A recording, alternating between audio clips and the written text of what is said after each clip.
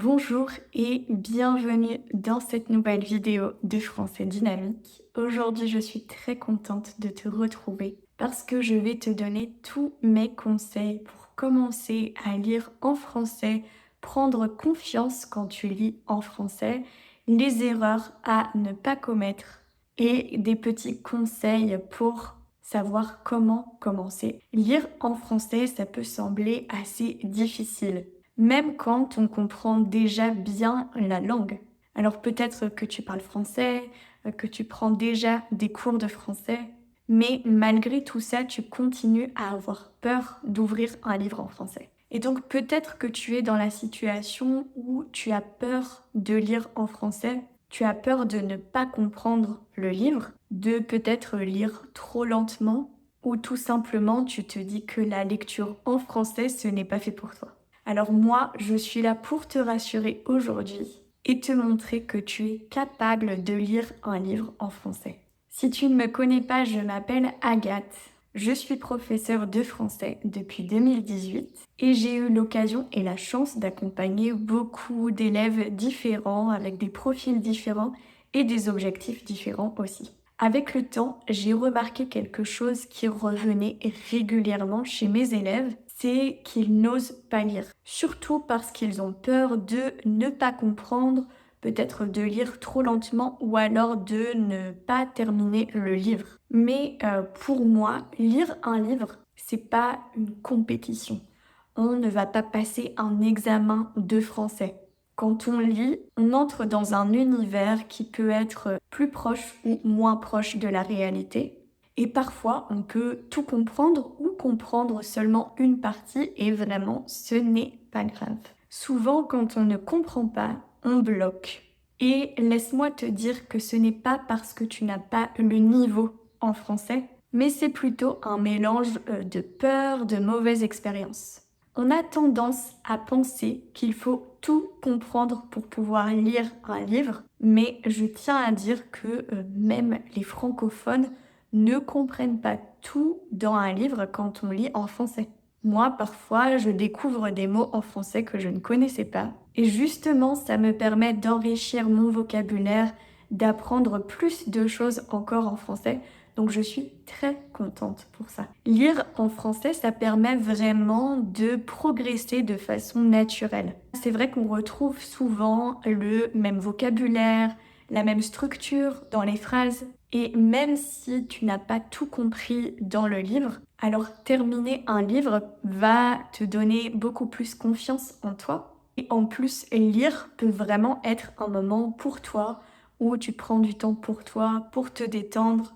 Alors quelques petits conseils que je peux te donner pour lire sans stress en français. D'abord, c'est important de choisir des livres adaptés. J'ai d'ailleurs une petite recommandation de livres que je t'ai préparé selon le type de livre que tu as envie de lire. Donc n'hésite pas à télécharger cette liste de livres parce que je les ai tous lus et je considère que mes élèves pourraient être capables de lire, de comprendre une grande partie de ces livres ou en tout cas que l'histoire est intéressante et qu'on a envie de continuer à lire le livre. C'est important aussi de ne pas choisir un livre où il y a trop de pages. Alors, il ne faut évidemment pas se restreindre parce qu'un livre fait 500 pages par exemple, mais c'est important d'avoir une histoire facile à suivre sans devoir mettre 6 mois pour terminer le livre. Il y a un autre conseil qui est très important, c'est de lire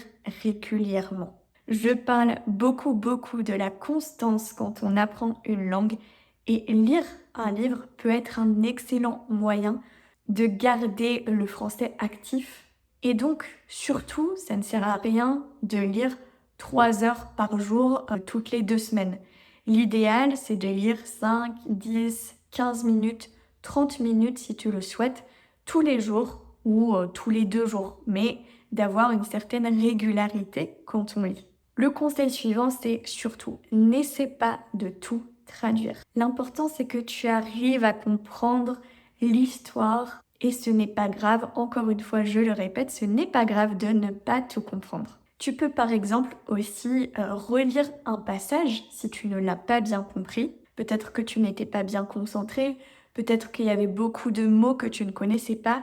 Et donc c'est aussi un bon moment pour avoir un petit carnet avec un stylo et de noter quelques mots que tu découvres, que tu ne comprends pas. Pour vraiment profiter encore plus de l'expérience, tu peux aussi écrire une phrase que tu as aimée, que tu as trouvée peut-être belle, poétique, ou alors une expression que tu as trouvée intéressante. Ça va te permettre de la mémoriser aussi. Et rappelle-toi que l'objectif, ce n'est pas la vitesse, mais bien la continuité. Et alors, si vraiment tu ne comprends pas, qu'est-ce que tu dois faire pour ne pas rester bloqué? Surtout, ne pas paniquer. C'est déjà quelque chose de très important. L'idée, c'est de comprendre au global et ce n'est pas grave si tu ne comprends pas chaque mot. Persévérer aussi. Continuer à lire en français. Si tu es bloqué aussi quand tu lis un livre, tu peux chercher un mot dans le dictionnaire. Alors attention à ne pas tomber dans le piège de ne pas chercher tous les mots.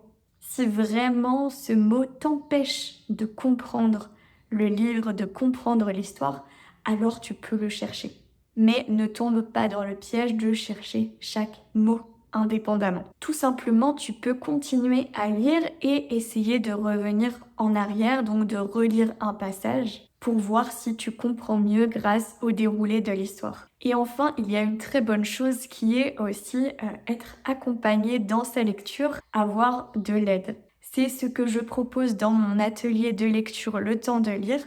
On lit un livre tous les 2 mois. On prend le temps de lire ce livre, de le découvrir et surtout, on essaye de comprendre le livre, les petites histoires qui s'y passent, les jeux de mots, les expressions, les mots qui peuvent être nouveaux.